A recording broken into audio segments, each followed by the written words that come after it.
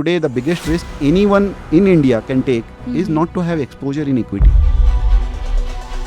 If you are youngster and if you want to learn about market, you should definitely look at microcaps. That's because microcaps में potential बहुत high है. मैं मानता हूँ कि microcap stocks बहुत volatile है, but risk तो सब चीज में है. So ये कंसेप्ट ही मैक्सिमम जनता को पता नहीं होती है, क्योंकि उनके दिमाग में ये होता है कि एफडी मतलब safe. FD is the most riskiest product. Why? Because on micro caps में 4000 कंपनीज है. 4000 में से मुझे 10 पोटेंशियल कंपनीज मिली हैं. उसमें फिल्टरिंग प्रोसेस क्या होना चाहिए? 3-4 हमने बेसिक पैटर्न्स बना रखे हैं कि रही बात मेरे नेटवर्क की, तो आज मेरी इक्विटी सारी की सारी ज़ेन निवेश में है. आप बता सकते हैं कि व्हाट डज ज़ेन निवेश डू अभी? हमारी मिठाई की दुकान है. What? Looking at India's growth story, और कौन से सेक्टर्स एंड थीम्स आपको इंटरेस्टिंग लगते हैं? एक और सेक्टर थीम, मतलब मैं ऐसे बोलता हूँ कि सोया हुआ है, पड़ा हुआ है, लेटा हुआ है, कोई देख नहीं रहा है. That is the theme of. Hello and welcome to another episode of the net worth show. मेरा नाम है शगुन और आज हमारे साथ जुड़े हैं mister Ankit Kanodia, who is the को फाउंडर ऑफ ज़ेन निवेश. ये कॉन्वर्जेशन बहुत डिफरेंट होने वाली है and I am sure you learn something new, so stay tune till the end. आप बता सकते हैं कि व्हाट डज ज़ेन निवेश डू अभी? सो मैं जो नॉर्मली अपने दोस्त लोग को बोलता हूँ, पहले मैं उससे स्टार्ट करना चाहूँगा. हमारी मिठाई की दुकान है. ओके. हम लोग 3 को फाउंडर्स हैं. तीनों को मिठाइयाँ बनाने आती है, लेकिन तीनों में से एक है मेरा को फाउंडर हर्षल. उनको हमने दायित्व दे रखा है कि भाई मिठाई आपको बनानी है. ओके. मैं और शिवम आपको इनपुट्स बीच बीच में देते रहेंगे, लेकिन मिठाई बनाने की जिम्मेवारी आपकी है. और जो हमारे दूसरे को फाउंडर है शिवम, जब मिठाई बन जाती है तो उसमें कौन सी परख लगानी है, ऊपर नीचे कौन सा पेपर लगाना है, दुकान में कैसी लाइटिंग होनी चाहिए, कैसे ओवरऑल चकाचौंध होना चाहिए कि लोग आके अच्छा उसको फील हो, तो वो काम उनका है. और मेरा काम सबसे सिंपल है. जब सब कुछ हो जाता है तो मैं दुकान से बाहर निकलता हूँ और लोगों को बोलता हूँ कि आइए आइए हमारी मिठाई की दुकान में खाइए. ठीक है. और हमारे यहाँ पे मिठाई टेस्ट करिए. ऑफ कोर्स मिठाई कैन लीड टू डायबिटीज़ जी. अगर आपको डायबिटीज़ है तो आप मत खाइए, और अगर आपको डायबिटीज़ नहीं भी है तो भी आप उतना मत खाइए कि आपको डायबिटीज़ हो जाए. सो वो मेरा काम है उनको बताने का. So now with that story in context, हम लोग यही करते हैं कि हम लोग ब्लॉग्स लिखते हैं, हम लोग हेल्प करते हैं इन्वेस्टर्स को understand how to approach the micro cap space. SEBI ने कोई डेफिनेशन नहीं दिया माइक्रो कैप स्पेस का, बट हमने अपने क्लैरिटी के लिए हमने एक डेफिनेशन बना रखा कि less than 3000 crore market cap companies में हम लोग रिसर्च भी करते हैं, ब्लॉग्स भी लिखते हैं, और हमारी जो कम्युनिटी है छोटी सी, उसमें हम अपने इन्वेस्टर्स लोगों को सिखाते भी है कि कैसे इन्वेस्ट करना चाहिए. एंड हमारे पास रिकमेंडेशन वाली प्रोडक्ट भी है, जहाँ पे हम लोग जो ऐसे लोग होते हैं जिन्होंने मार्केट 10 साल 15 साल से इन्वेस्ट किया है, and they are only looking for good ideas, because they can take their own call in terms of allocation, कितना करना है, कितने पैसे लगाने हैं.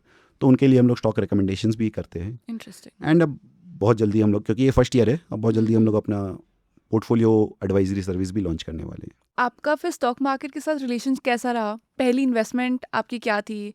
फिर मार्केट में पहला लेट्स से माइलस्टोन्स क्या थे? पहले 10 लाख, पहले 1 करोड़, तो वो माइलस्टोन्स कैसे रहे? सबसे पहली बात तो मैं इसमें ये बताना चाहूँगा कि मेरे पास कोई जॉब नहीं था. So I was always building something. So right now also I am building Zen Nivesh. So normally जो बाकी लोगों के पास होता है कि आप जॉब कर रहे होते तो आपके पास एक स्टेडी स्टेट ऑफ इनकम होती है, तो मेरे पास वो कभी भी नहीं थी लास्ट 15 साल में. इनफैक्ट मैंने इनिशियली जो मार्केट में पैसे लगाए तो वो मेरी वाइफ ने मुझे बोला था कि भाई मेरी कुछ सेविंग्स है, वहाँ से स्टार्ट कर लो, बट स्टार्ट तो करो अगर तुमको इतना अच्छा लगता है मार्केट में. That is how I started. But in terms of first stocks and all, तो जैसे मैंने आपको बताया कि मैं जॉब कर रहा था जब 1 साल, उस समय तो मैंने कहीं इन्वेस्ट नहीं किया था, क्योंकि मैं बहुत डरता था उस टाइम पे. मुझे ऐसा लगता था कि अगर मैं 5 लाख रुपए भी मार्केट में गवा दूं तो शायद मैं डर के मारे वापस कभी आ ही नहीं पाऊंगा. सो मुझे I was very fearful right at the start. Today I am not that fearful. अब टाइम हो गया तब मुझे ये, और मुझे ये लगा था कि मैं जब भी डालूं मुझे थोड़ा सा सेंस हो मार्केट का. तो मेरा जो फर्स्ट स्टॉक इन्वेस्टमेंट है वो आज भी मेरे पास रखा हुआ है, and that company has actually become bankrupt. What? Wow. So there were 3 investments. Not all the 3 became bankrupt. So मुझे road and infrastructure sector cover करने के लिए दिया गया था मेरी कंपनी में जहाँ पे. सो मैं बीइंग अ न्यू कमर, मेरे अंदर उतनी बुद्धि नहीं थी कि साइकिल क्या होता है, इंडस्ट्री टेलविंड क्या होती है, हेडविंड्स क्या होती है, क्या हो रहा है. तो मुझे तो जो 3 अच्छे लग रहे थे, मैं पागल की तरह, मेरी दुनिया तो वही थी. तो मैं नाम बता रहा हूँ, and I don't own and recommend कुछ नहीं कर रहा हूँ, जी जी जी, but just as a souvenir मैंने एक स्टॉक का इन्वेस्टमेंट करके रख के रखा, याद दिलाने के लिए कि अभी मैंने क्या, तक? हाँ, कि मैंने क्या बेवकूफ़ी की थी उस समय, oh my god, what not to do जी, बेसिकली. सो 3 कंपनीज थी, IRB इंफ्रास्ट्रक्चर, नागार्जुना कंस्ट्रक्शन, आज के दिन उसको NCC बोलते हैं, and the third one was IVRCL. So IVRCL is a bankrupt company now. Okay, in fact I feel bad कि मैंने अपने बॉस को वहाँ पे दिलाया भी था बोल के, and he keeps telling reminding me कि देखो तुमने ये दिलाया था, इस कंपनी की क्या हालत हो गई. But it was a good learning. So इससे मेरी लर्निंग ये थी कि अच्छी बात थी कि मैं स्टार्टिंग में लॉस देख लिया, क्योंकि मेरे पैसे बहुत कम लगे हुए थे उसमें. तो मुझे बहुत अच्छी लर्निंग मिल गई, बहुत कम ट्यूशन फी दे के. या, लोग गलती ये करते हैं कि लोग लाखों रुपए या करोड़ों रुपए लगा देते हैं, उसमें पैसे हार जाते हैं और उसके बाद सीखते हैं. That is much more painful. So ये पेनफुल उतना नहीं रहा फाइनेंशियली मेरे लिए, but obviously from a confidence point of view बहुत पेनफुल था इनिशियल ईयर्स एंड जब ये था. बट धीरे धीरे आप समझते हो, करते हो, फिर सीखते हो. सो अब माइलस्टोन की बात करें तो I think milestone just after Covid आया था, जो आप बोल रहे हो 1 करोड़ प्लस ये सब 2021-22 या 23 उसके टाइम पे आया था. और प्लस उसके बाद मेरे पास अभी तक उतने पैसे नहीं है कि मैं मतलब इनफ्लो उतना नहीं रहा, या मैंने इन्वेस्ट नहीं किया मार्केट में इतना कि मेरा पोर्टफोलियो उतना बड़ा हो जाए. और रही बात मेरे नेटवर्क की, तो आज मेरी इक्विटी सारी की सारी ज़ेन निवेश में है. So that is how I look at it. Right, that is fine. But you mention micro cap stocks. Now मेरे माइंड में कुछ reluctance about it, because like you said कि कोई सेबी की भी कोई क्लियर गाइडलाइंस तो है नहीं. तो जब किसी कंपनी का हमें ना गवर्नेंस का आइडिया है, ना उसके ऊपर हमारे पास फुल इन्फॉर्मेशन है, then how should retail investors उसको अप्रोच भी कैसे करें? तो any advice that you have for us? नहीं, सबसे पहली बात तो ये है कि जस्ट बिकॉज मैं माइक्रो कैप में इन्वेस्ट करता हूँ, मैं सबको नहीं सलाह दूंगा कि आपको सबको करना चाहिए. जी, ठीक है. इसमें सबसे इम्पॉर्टेंट चीज़ ये है कि आपको क्लैरिटी होनी चाहिए कि आप क्या करना चाहते हो. सो अगर आप फॉर एग्जाम्पल राइटिंग करते हो, या आप समझ लीजिए आप एक आर्टिस्ट हो, and you make a good living out of it, and you have no understanding of the market, and you are not incline towards market, so you don't need to look at micro caps. ठीक है. सो आपको तब आप mutual fund में invest करिए, passive mutual fund में डालिए, कोई प्रॉब्लम नहीं है. लेकिन अगर आपको सीखना है, if you are youngster and if you want to learn about market, you should definitely look at micro caps. Why? Because जैसे मैंने अपनी खुद की कहानी बताई कि मैंने शुरू में IVRCL में पैसे लगाए और वो डूब गए, बट मैंने थोड़ा पैसा लगाया था. So it didn't drastically change my net worth, या मतलब मेरे बहुत बड़े फाइनेंशियल रूइन नहीं हुआ. ठीक है.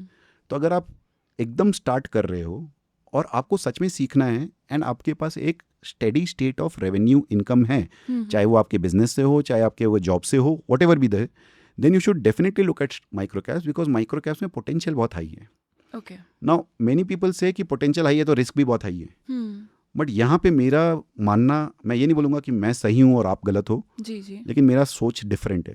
मेरा ये मानना है कि इन जनरल लोग रिस्क और वोलेटिलिटी को सेम समझते हैं. हाँ, मैं मानता हूँ कि माइक्रो कैप स्टॉक्स बहुत वोलेटाइल है, बट रिस्क तो सब चीज़ में है. जैसे मैं आपको एक एग्जांपल देता हूँ कि अगर मैं आपसे पूछूं कि is FD risky, is equity safe, तो मैं ये मेरा पेटेंट क्वेश्चन है. मैं कभी भी किसी कॉलेज में जाता हूँ या न्यू कमर से मिलता हूँ, तो मैं उनसे ये सिंपल क्वेश्चन पूछता हूँ, और मुझे किसी ने भी सही आंसर नहीं दिया, because it's a trick question. मैंने जब आपको पूछा है कि क्या FD रिस्की है, क्या इक्विटी सेफ है, तो मैंने आपको एक इंपॉर्टेंट कंडीशन नहीं दिया. वो कंडीशन ये है कि what is your time horizon. So if your time horizon is 10 years, FD is the most riskiest product. Why? Okay. Because it will never beat inflation. You're right. If your time horizon is 10 years, equity is the safest product. Now, if your time horizon is 2 years, FD is the safest product. Equity is the most riskiest product. सो ये concept ही maximum जनता को पता नहीं होती है, क्योंकि उनके दिमाग में ये होता है कि FD मतलब सेफ. सेफ है, लेकिन आपको वो इमरजेंसी नीड के लिए अगर आपने कुछ पैसे लगा के रखे, उसके लिए सेफ है. लेकिन आप अगर सारा पैसा FD में लगा रहे हो, in fact if you ask me today, the biggest risk anyone in India can take is not to have exposure in equity.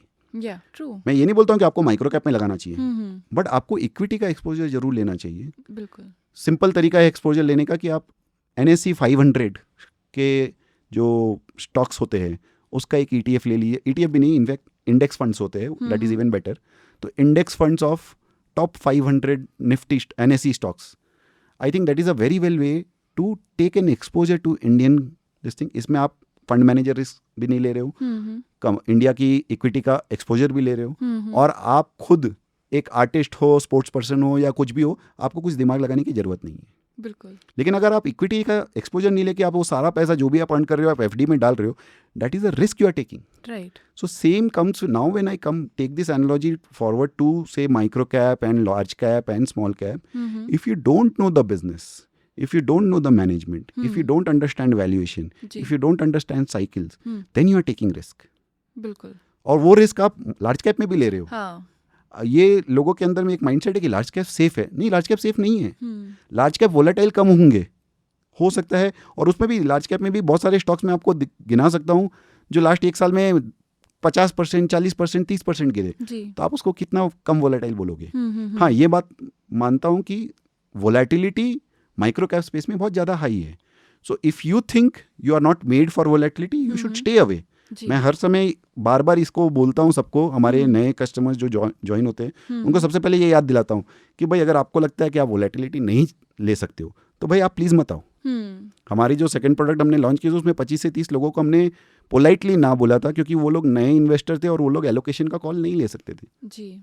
सो वो जरूरी है, लेकिन रिस्क एंड वोलेटिलिटी को इक्वेट नहीं करना चाहिए। वो हम लोग गलती करते हैं मेरे हिसाब से, कि आप just because it is more volatile doesn't mean, if you have studied the company, if you have made the research, if you understand the emotion and intention of the management.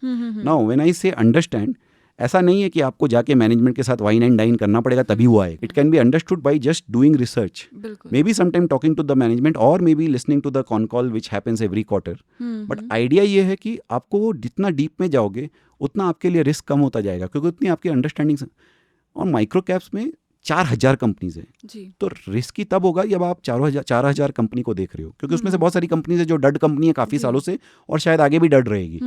लेकिन अगर आप अच्छी कंपनीज पे focus करो और अच्छे ideas पे focus करो और उसको आप बैक कर पा रहे हो अपने रिसर्च से, then the risk is same as what is there in large cap.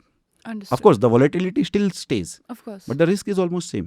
Right. And in fact, for that risk, you are getting a higher probability of returns also. Okay. So basically start small and you have to consistently keep on looking for companies. अब let's say कि आपने कहा 4000 micro cap stocks, अब 4000 में से मुझे 10 potential companies मिली हैं, उसमें फिल्टरिंग प्रोसेस स्टेप 3 क्या होना चाहिए? हाँ, तो स्टेप 3 होता है, ये देखिए सबका अपना अपना स्टाइल है। मैं ये नहीं बोलूँगा किसी को कि मैं जो स्टाइल कर रहा हूँ आप वो करिए। हाँ, ऑफ कोर्स। बट हम लोग क्या करते हैं ज़ेन निवेश में, मैं आपको वो समझा सकता हूँ कि हमारे 3-4 हमने बेसिक पैटर्न्स बना रखे हैं कि ये 4 फिल्टर्स के बेसिस पे हम लोग स्टॉक्स को बकेट करेंगे। ओके। सो एक हमारा फिल्टर है यार्ड इन्वेस्टिंग, कि जहाँ पे हमको ऐसा लगता है कि स्टोरी या बिजनेस या इंडस्ट्री यार्ड में बैठी है और बहुत अभी ट्रेन को प्लेटफॉर्म पे जाने में बहुत टाइम है, and because of that it is available at a decent valuation. So that is one bucket we look at. The other bucket which we look at, which जिसके अंदर में सबसे ज़्यादा कंपनीज आती है, which is turnarounds and special situation. क्योंकि जितनी भी ये छोटी कंपनीज होती है ना, मोस्ट ऑफ द छोटी कंपनीज में प्रॉब्लम होता है कैपिटल एलोकेशन का. इनफैक्ट इसमें मेरे को बहुत अच्छा एक एग्जांपल याद आ रहा है, Mahindra and Mahindra, which is not a छोटी company but a large cap company. अगर आप महिंद्रा एंड महिंद्रा देखो तो कोविड टाइम से अभी तक, I am not invested in Mahindra Mahindra by the way, I am just giving you as an example, कि तब से लेके अभी तक एक लार्ज कैप स्टॉक ने 10x रिटर्न दिया है. एंड अगर आप मुझसे पूछो तो क्या हुआ, मेन रीज़न क्या था, तो अगर मेरे हिसाब से आप अगर जानो तो एक सिंपल रीज़न था कि a good capital allocator joined the company in the name of Anish Shah, and he just identified कि कौन सी चीज़ अच्छी चल रही है जिस पे ज़्यादा फोकस करना चाहिए और कौन सी चीज़ अच्छी नहीं चल रही है उसको निकाल देना चाहिए. मतलब आपको लग रहा हो कि बहुत सिंपल मैंने समझा दिया, बट एक्चुअल में स्ट्रैटेजी इतनी सिंपल है, एग्जीक्यूशन डिफिकल्ट होता है. सो यही स्ट्रैटेजी से उन्होंने M&M को ऐसे सुधारा कि M&M आज देख लो 10x हो चुका है, इतनी बड़ी कंपनी होने के बाद भी कोविड लो से आज 10x हो चुकी है. So when that can happen in a large company, why will small companies not see something like this?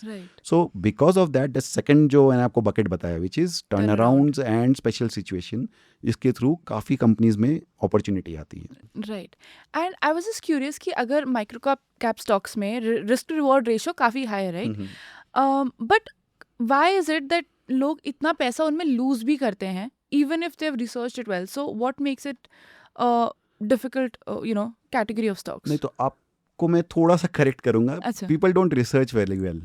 Oh. Lose इसलिए करते कि people don't research very well. So there is volatility, we get wrong. मैं भी बहुत सारे stocks में मैंने भी पैसे गवाए हैं. ऐसी बात नहीं कि सारे स्टॉक्स चलते हैं, लेकिन if you do the right research, your winners will be more than your losers. And if you stay longer with your winners, so that winners will take care of your losers. Problem ये होती है, majority of people don't have the patience to. So वो बोलते हैं हम investor है, but वो लोग स्पेकुलेटर्स होते हैं. Now इसको आप दूसरे तरीके से देख सकते हो कि इन्वेस्टर्स भी स्पेकुलेटर्स होते हैं, बस उनका टाइम होराइजन लंबा होता है.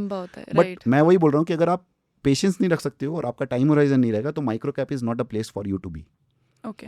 क्योंकि जैसे फॉर एग्जांपल अगर आप सितंबर 2024 में माइक्रो कैप स्पेस ज्वाइन किए होते, तो आज आपका पूरा पोर्टफोलियो 30-40%, 50% डाउन होता फॉर श्योर. तो ये तो आपके अंदर में इतनी कैपेबिलिटी होनी चाहिए कि मैं सारे पैसे सितंबर 2024 में ना डालूं.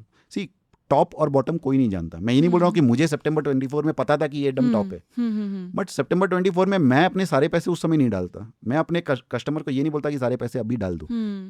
So that insight you should have, कि अभी मार्केट बहुत चल गया है, तो थोड़ा डालो, फिर नीचे गिरने दो, फिर और डालेंगे. अगर आज पूछोगे मुझसे तो अब थोड़ा एग्रेसिव हो सकते हैं, क्योंकि मार्केट काफी गिर चुका है. See, when I am saying market, I am talking about my market which is micro cap. जी.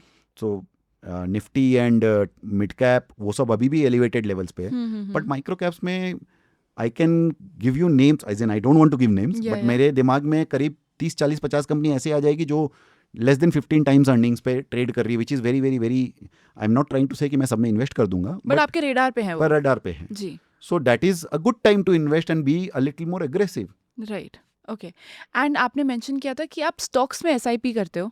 हाँ. So talk to me about that. Again, वहाँ पे reasoning क्या है? Why not just buy it at once? What's your rationale behind it?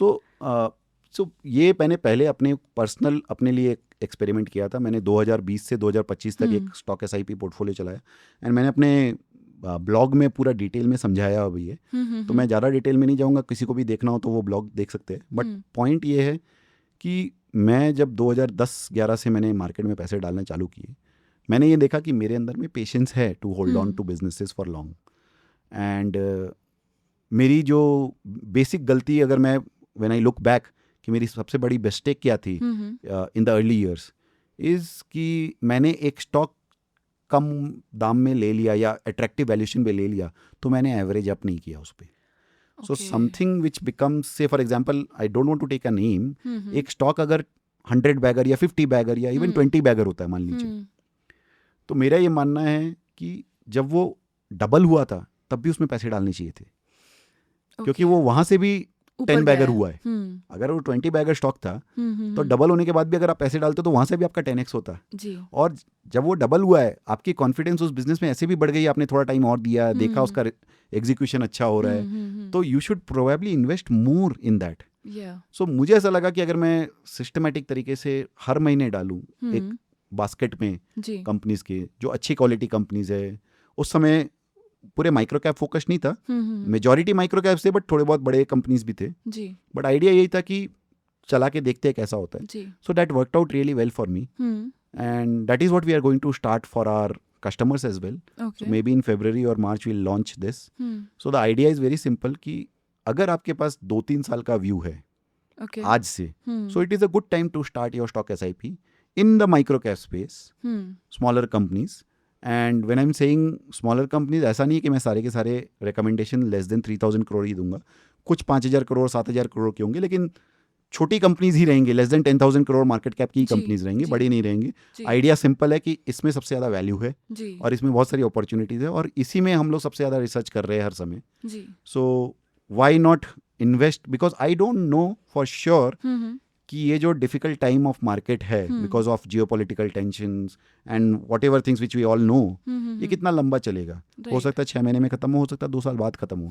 But आज मुझे अच्छी अच्छी companies मिल रही है, तो लेना मुझे आज से स्टार्ट करना चाहिए. But don't put all the money at one go, put it small sums, and it works wonderfully well for beginners. क्योंकि जब आप स्टार्ट कर रहे हो, आपके पास ज़्यादा पैसे नहीं है कि आप एक बार में बल्क में डाल दो. तो आप अगर मंथली बेसिस पे डाल सको, सो जो म्यूचुअल फंड की SIP, why it works like that only. Right. Okay. But then naturally my next question would be कि क्या ये आपके ओवरऑल रिटर्न्स को कहीं ना कहीं रिड्यूस नहीं करते क्योंकि you are buying stocks at higher valuations now. So then how does that work? So देखिए, what is the purpose of investing? The purpose of investing is to materially improve your net worth. ठीक है. So अगर आपको अपनी net worth बढ़ानी है, आप जैसे अगर मैं अपना ही एग्जांपल लूँ, मैंने 2010 से स्टार्ट किया था. 2010 में मेरे पास पैसे ही नहीं थे. So ultimately at any point of time I will have more money as and when I progress in my business or job. Ji. So if I have a policy of regularly investing in the market, I will be able to easily deploy incremental capital. नहीं तो क्या होता है, जैसे for example, I am not trying to say that this is a superior method compare to lump sum. ठीक है, lump sum के भी अपने बेनिफिट्स है, but what I am trying to say is why it worked well for me is that कि मेरे दिमाग में वो टेंशन नहीं है कि कैसे डालना है. मेरे पास पोर्टफोलियो रेडी है, and it works well for anyone who doesn't want to take too much of tension कि मार्केट में क्या चल रहा है, जियोपॉलिटिकल क्या टेंशन हो रहा है, कौन सा ये चल रहा है. आपने अच्छे बास्केट एक बना दी है, और वो बास्केट में आप रेगुलरली इन्वेस्ट कर रहे हो. Of course I can't by and forget. मुझे वो जो पोर्टफोलियो के स्टॉक्स है, मुझे वो देखना भी पड़ेगा, अच्छे से उसको स्टडी करते रहना पड़ेगा. एंड अगर मेरे पास 10-15 कंपनी मेरे पोर्टफोलियो में है, तो मिनिमम 50-60-70 कंपनी मेरे वॉच लिस्ट में भी है. So I have to keep on checking, जो जिसको बोलते हैं ना, वो वॉच लिस्ट वाली कंपनी और मेरे पोर्टफोलियो वाली कंपनी एक दूसरे से लड़ रहे हैं to find their pace in the portfolio. So I have to be vigilant even though I may not churn a lot, but मेरा दिमाग में तो वो हर समय चलता रहेगा द्वंद कि मैं इसको इसमें से डालूं, स्विच करूं कि नहीं करूं. अंडरस्टूड. एंड बिकॉज आपने अपना पोर्टफोलियो मेंशन करा, आई एम वेरी क्यूरियस, आपका what does your asset allocation look like? So that's a good question. So asset allocation, मेरा ये मानना है कि बहुत घरों में, बहुत इंडिविजुअल में, it is shaped by the history of your previous generation. कि मेरे फादर, मेरे अंकल, मेरे दादाजी, वो लोग क्या कर रहे थे. सो माय दादाजी started a business from scratch. तो अब उनके पास कुछ पैसे थे नहीं, तो उनको तो काफ़ी टाइम लग गया खाली सर्वाइव करने में. फिर from almost zero capital my dad and my uncle, वो लोगों ने सब कुछ खड़ा किया. तो उनको मार्केट एसेट एलोकेशन कुछ नहीं है, उनका 100% इक्विटी था, वो उनका बिजनेस का इक्विटी था. उसके बाद जब धीरे धीरे थोड़ा बहुत पैसा आने लगा, उस जमाने में रियल एस्टेट ही समझा जाता था, तो रियल एस्टेट में थोड़ा बहुत इन्वेस्टमेंट था. सेम चीज़ हमारे साथ में भी हुआ कि रियल एस्टेट में इन्वेस्टमेंट पहले ज़्यादा था, and not from the perspective of investment, but from the perspective कि यार यहाँ रह रहे हैं, यहाँ घर जिसको बोलते हैं ना रेंट पे ले, इससे अच्छा अपना रह रहे, अपना एक प्रॉपर्टी हो जाएगा. लेकिन इसलिए ले रहे थे क्योंकि वहाँ पे हम रह रहे थे. ठीक है. अपार्ट फ्रॉम दैट, जब तक मैं नहीं आया, मैंने इन्वेस्टमेंट चालू नहीं किया, तो हमारा एसेट एलोकेशन में इक्विटी था ही नहीं, मतलब डायरेक्ट रियल एस्टेट या गोल्ड हो जाएगा. So after I joining the market, मैंने कोशिश यही की है कि मेरे को वो इक्विटी का एलोकेशन बढ़ाना है, और वो बढ़ रहा है.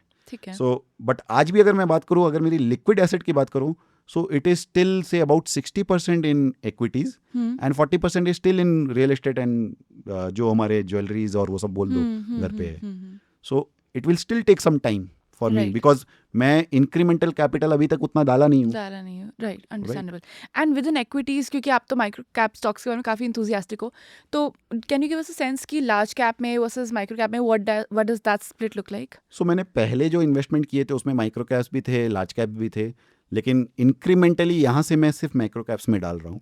सो अगर आप मुझसे आज का पूछोगे तो मेरा around 70-80% would be less than 10,000 crore market cap companies. Okay, alright. बहुत कम ही बड़ी कंपनीज हैं मेरे पास. अंडरस्टूड. तो एआई के बारे में everyone is constantly talking, and I think almost हर प्रोफेशन में वो इंटीग्रेट कहीं ना कहीं हो गया है, right? And the same goes for research as well. तो आप कैसे एआई को यूज़ करते हो to improve your research processes, and again how can the audience also use AI to have a better research system for themselves? क्योंकि AI available है आपके click of a button पे, लोगों के अंदर पेशेंस खत्म हो रहा है to read, to research. So for example, अगर मैं किसी से पूछूं कि ये कंपनी कैसा लग रहा है, तो अगर मैं 10 लोगों से पूछता हूँ ना, तो मैं नोटिस कर रहा हूँ कि 10 में से 7-8 लोग सीधा एआई में उसका एक प्रॉम्प्ट बना रखे, उससे लेके, मैं प्रॉम्प्ट के अगेंस्ट नहीं हूँ, बट मैं बता रहा हूँ कि इनकी थिंकिंग कैसे हो रही है. वो अपने से कुछ सोच ही नहीं रहे, कुछ पढ़ ही नहीं रहे, सीधा वो एआई को प्रॉम्प्ट करा के वो जो आ रहा है वो पढ़ के दे रहे हैं आपको कि देखो ये है, ये मेरा एआई बता रहा है, ये है. I have no problem with AI coming up with something like that. My problem is that कि लोग उसको एंड पॉइंट पकड़ लेते हैं. मैं बोलता हूँ वो स्टार्टिंग पॉइंट है. Right. That should be your base to start your research if you want to. मैं वैसे नहीं करता हूँ, बट अगर कोई करता भी तो मैं आई डोंट थिंक कि देयर इज एनी प्रॉब्लम. ठीक है, आप कर सकते हो, but that should be your starting point. The real learning and the real way to use AI will be to wrestle with it.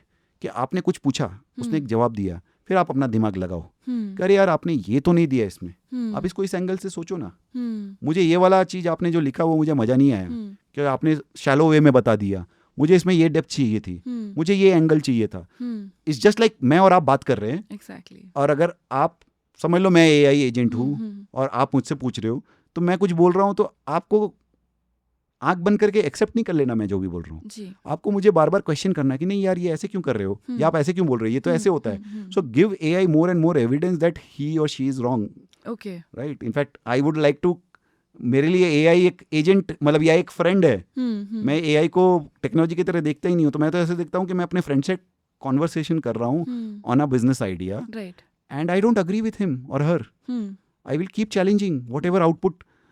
सो वो करने से आपको बहुत बेनिफिट मिलेगा जी. लेकिन दिमाग आपको लगाना पड़ेगा. मुझे जो दिख रहा है कि लोग दिमाग ही नहीं लगा रहे, लोग सीधा. सो जैसे मैं ब्लॉग्स लिखता हूँ जी. मैं AI को पूरा ब्लॉग लिखने के लिए बोल सकता हूँ, और मैं अगर बोल दूं कि ये माइक्रो कैप कंपनी है, मुझे इतने वर्ड्स के ब्लॉग चाहिए, मुझे ये चीज़ चाहिए, AI 10 मिनट के अंदर, 10 मिनट भी नहीं 2 मिनट के अंदर में ब्लॉग लिख के दे पूरा देगा. लिख के दे देगा. But that blog will do nothing to me और माई रीडर. क्योंकि वो ब्लॉग मेरा रीडर भी यही प्रॉम्प्ट देके AI से मंगवा सकता था. So what is my value addition to first myself and then to my reader. क्योंकि मैं सबसे पहले ब्लॉग अपने रीडर के लिए नहीं लिख रहा हूँ, अपने खुद के अंडरस्टैंडिंग के लिए लिख रहा हूँ. राइट. आपने ना मेंशन करा था कि आपको कंजम्पशन एज अ थीम अभी फिलहाल उसमें आपको स्कोप लग रहा है. Outside of that, looking at India's growth story, और कौन से सेक्टर्स एंड थीम्स आपको इंटरेस्टिंग लगते हैं? एक और सेक्टर थीम, मतलब मैं ऐसे बोलता हूँ कि सोया हुआ है, पड़ा हुआ है, लेटा हुआ है, कोई देख नहीं रहा है. That is the theme of cash management companies and micro ATMs. We are shooting this in Bangalore. Bangalore is probably the most high-tech city in the country. Right. And in Bangalore, I stay in a place called HSR, जहाँ पे I believe सबसे ज़्यादा tech and especially SaaS startups रहते हैं. But on a daily basis, I see vans of CMS Infosystem and Radiant Cash Management. Okay. In a city like Bangalore, in a place like HSR, जहाँ मैं और आप in general through out the country हम लोग cash के usage कम कर दिए. सो ये एक थीम है जो मैं बहुत इंटरेस्टेड हूँ, and I should make a disclosure कि I am invested in these companies and I don't take it as a recommendation. But the idea is that कि लोगों के दिमाग में ये है कि हम लोग कैश यूज़ नहीं कर रहे तो इकोनॉमी में कैश नहीं है. बट अगर आप इकोनॉमी का हमारा इंडियन इकोनॉमी का डेटा देखोगे तो एवरी ईयर कैश बढ़ रहा है. एंड एक और एस्पेक्ट को लोग भूल जाते हैं कि every year RBI tons of currency notes issue करते हैं, प्रिंट करते हैं. राइट. एंड RBI का ये मैंडेट है कि जो भी करेंसी नोट्स वो इशू कर रहे हैं 2 साल के अंदर में वो नोट्स वो वापस भी ले लेते ताकि नए नोट्स इशू कर सके. सो ये जो प्लेयर्स है वो बहुत इंपॉर्टेंट रोल प्ले करते हैं as a reverse logistic player, कि बाहर से कैसे वो वापस बैंक्स के थ्रू RBI पे वो करेंसी नोट्स आ जाए. Very interesting. Right. And 2 reason से ये कंपनीज इंटरेस्टिंग है.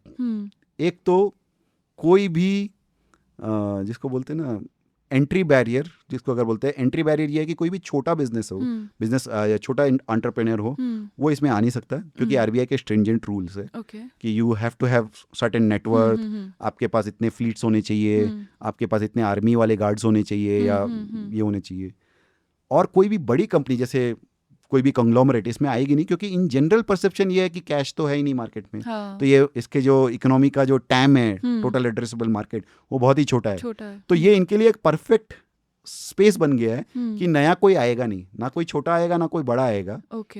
तो इंडस्ट्री भी बढ़ रही है और पेनिट्रेशन अभी कम है, पेनिट्रेशन भी बढ़ेगा. तो ये तो एक एंगल हुआ. और दूसरा एंगल है माइक्रो ATMs का. सो हमको सबको पता है कि इंडिया में ऑलमोस्ट सारे बड़े शहरों में ATMs है. ATMs अभी ऐसी हो गई है कि हम लोग ATMs जनरली जाते भी नहीं है Tier 1 में. राइट. हमको जरूरत ही नहीं, हम लोग ऑनलाइन कर रहे हैं, सब कुछ ऑनलाइन है. लेकिन बहुत सारे Tier 3, Tier 4, Tier 5 में ATMs है ही नहीं. जितने होने चाहिए, मतलब डेंसिटी इज़ वेरी लेस। और वहाँ पे जैसा हमारा आज का एटीएम यहाँ पे है, टियर 1 में है, वो बहुत एक्सपेंसिव होगा वहाँ के लिए, एंड उसमें ROI नहीं आएगा जी। सो RBI ने उसके लिए भी एक स्कीम बनाई है, माइक्रो ATMs, ठीक और है। उसमें भी ये दोनों कंपनीज बहुत अच्छे सा रोल प्ले कर रही है। हम्म, एंड वहाँ पे टाई अप होता है बेसिकली किराने वाले शॉप्स के साथ में, जो बेसिकली जिनका मेन काम ATM का नहीं है, जिनका मेन काम अपने किराना शॉप चलाने का है, बट साइड में वो माइक्रो ATM का भी काम कर रहे हैं। Oh okay. ठीक है, सो ये सब चीज़ आप और मैं यहाँ पे बेंगलोर में बैठ के हमको दिख नहीं रहा है, but that is also a very good theme, consumption theme, but the consumption of the heartland of India which is not in the city, and I am very excited and I am invested and I am biased also. मैं कहीं ना कहीं मेरा भी blind spot होगा, मैं कुछ गलती नहीं देख पा रहा हूँ, बट मुझे ऐसा लगता है कि 2-3-4 साल के अंदर में ये थीम बहुत अच्छी मार्केट को दिखेगी। राइट, बट ये इतना नीश थीम है दैट आई फील लाइक जब तक आप ग्राउंड वर्क ना करो एंड खुद जाके रिसर्च ना करो, it's very difficult to identify this, क्योंकि ये AI आपको नहीं बता सकता कि oh this is a pattern I have recognised, so this comes with you know. How do you recognise pattern? Just keep your eyes and ears open. या so problem यही है कि मैं ये नहीं बोल रहा हूँ कि AI यूज़ नहीं करना, मैं खुद AI बहुत एक्सटेंसिवली यूज़ करता हूँ, but the idea is that you should not only be blind to AI. Right. Keep your eyes and ear open, see what is happening around yourself.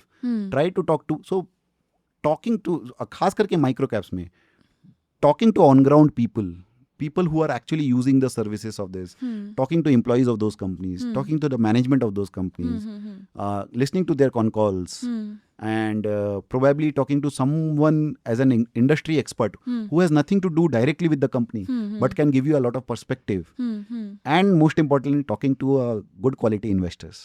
Right. So ये भी idea मुझे radiant cash management के बारे में मेरे एक friend से ही पता चला था, उन्होंने बताया कि ये देखो ये नहीं हो रहा है, बहुत लोग देख नहीं रहे इसको, तो मैंने वैसे देखा। ओके, एंड हम माइक्रो कैप स्टॉक्स की बात कर रहे हैं नाउ, वी डिस्कस राइट कि उसमें वॉलेटिलिटी ज़्यादा है, इसीलिए रिस्क परसीव्ड ज़्यादा है, which is fair, but I want to understand कि हाउ डू यू एक तो इवैल्यूएट कि कितना रिस्क कैपेसिटी है मेरा, एंड सेकेंडली रिस्क मैनेजमेंट करने का क्या सही तरीका है सो दैट यू कैन बिना किसी स्ट्रेस के invest into micro caps. So that's a very very I think important question, probably one of the best question for this session. So इसमें मैं यही बोलूँगा कि everybody is different. So when I am investing in micro caps, I will think from my aspect कि risk क्या होता है. When you will invest, you will think from your perspective. Right. तो जब एक clarity है कि I have the risk tolerance level of investing in the micro cap, I'm assuming that, and then I'm giving you the answer to this. Ji ji, of course. अगर आपके पास है ही नहीं वो रिस्क टॉलरेंस तो आपको जाना ही नहीं चाहिए माइक्रो कैप में, उसको छोड़ दीजिए। And again coming to the main point कि risk and volatility are different. या सो मैं ये नहीं बोलता हूँ कि just because micro cap stocks volatile है तो वो रिस्की है। हाँ, so point is very simple कि try to look for as many businesses as possible. जितने अलग अलग बिजनेसेस को देखोगे आप, जितनी अलग अलग इंडस्ट्री को देखोगे, उतना ज़्यादा आपका क्लैरिटी बनेगा कि which one is better than the other. And always think from the point of view of watch list versus portfolio. तो आपके पोर्टफोलियो को लेके आप कभी भी कंप्लेसेंट मत हो। आपको हमेशा ये देखना चाहिए कि अगर वॉच लिस्ट में कोई एक अच्छा स्टॉक अवेलेबल है, so you should make that switch. उससे क्या होता है कि you are managing the risk, कि यू आर नॉट बीइंग जिसको बोलते हैं ना कि आप you are not falling in love with your ideas. You should always have other competing ideas challenging your best loved ideas. That is one way of getting the risk. Other way is always be willing to take loss. लोगों के पास loss लेने का problem होता है, वो एक emotional भी होता है और एक इस तरह का डिसीजन होता है कि अरे यार ये तो अभी 30-40% नीचे गिरा हुआ है, ये ब्रेक इवन पे आ जाए तब मैं निकलूंगा। So that is where switching works wonderfully. So मैं हमेशा 100% इन्वेस्टेड रहता हूँ। मैंने कभी कैश कॉल नहीं लिया। ठीक है, अगेन सबका अपना अपना तरीका होता है, मैं ये नहीं बोल रहा हूँ कि कैश कॉल नहीं लेना चाहिए, बट मैं हमेशा ये ध्यान रखता हूँ कि अगर कोई कंपीटिंग आइडिया है और उससे मैं रिप्लेस कर सकता तो मैं वो करूँगा। उसका रीज़न ये है, अगर एक स्टॉक मेरे पोर्टफोलियो में है जो 40% गिर चुके हैं, या तो मेरी इनिशियल एनालिसिस गलत थी, या फिर कंपनी का कुछ तो चेंज हो गया जो मैंने फिगर आउट नहीं किया था। ठीक है, और दूसरा एक स्टॉक है जो बहुत अच्छे वैल्यूएशन पे वो भी मिल रहा है और मुझे दिख रहा है कि वो डबल हो सकता है और ये शायद डबल नहीं होगा, टाइम लगेगा, तो it is a very simple decision कि जो 40% गिर चुका है वो तो हो चुका है, अब उसको सोचने की ज़रूरत नहीं है। अल्टीमेटली अगर मैं उससे इसको रिप्लेस ना करूँ तो मैं गलती कर रहा हूँ अपने साथ। Right. So it took me some time to reach to this level, and अभी भी मैं परफेक्ट नहीं हूँ, मैं ये नहीं बोल रहा हूँ कि मैं सब कुछ है, बट मेरी हमेशा कोशिश ये रहती है कि देखने का कि अगर कोई कंपीटिंग आइडियाज़ है, सो मैं कभी भी ब्लैंकेट कॉल नहीं लेता हूँ सेल या परचेज का। It is always a switch, so that becomes easier for me. अगर मैं ऐसे सोचूं ना कि अरे यार ये स्टॉक अब इसका ये लास्ट है, अब मैं यहाँ से निकल जाऊँ, तो दैट टाइम मेरे को थोड़ा अनकंफर्टेबल लगता है कि मुझे लगता है अरे मैं शायद थोड़ा जल्दी निकल रहा हूँ, यहाँ से भी और अच्छा कर सकता है। लेकिन जब मैं इस क्वेश्चन को रिवर्स कर देता हूँ या रीफ्रेम कर देता हूँ कि नहीं मेरे पास और भी आइडियाज़ है, क्या मैं उससे रिप्लेस कर सकता हूँ कि नहीं, तो मैं देखता हूँ कि मेरा माइंड ज़्यादा अच्छा चलता है उसमें। तो मैं I don't get fall in love in this also, and I don't get afraid to hold on to it also, because मैं उसको कंपेयर करता हूँ कि अच्छा इसमें तो इतना ही होगा, इससे अच्छा तो इसी में दिख रहा है, तो चलो इसको कंटिन्यू करते हैं। जी, तो बेसिकली सिर्फ एग्जिट करके भागने का सिस्टम नहीं है, you simply look for a better opportunity exactly, and अपने फंड्स को वहाँ डाइवर्ट कर देते हो। Right. Thank you so much, Ankit, for coming on the show. I had such a great time, and I really hope that इस podcast को देखने के बाद the majority of our audience gets over their fear of microcap stocks and really start finding better opportunities for themselves. Thank you so much. And you too, I hope आपको इस conversation से कुछ नया सीखने को मिला हो। अब मैं आपसे मिलूंगी in the next episode of the Net Worth Show. So take care until then. Investment in the securities market is subject to market risks. Read all the related documents carefully before investing.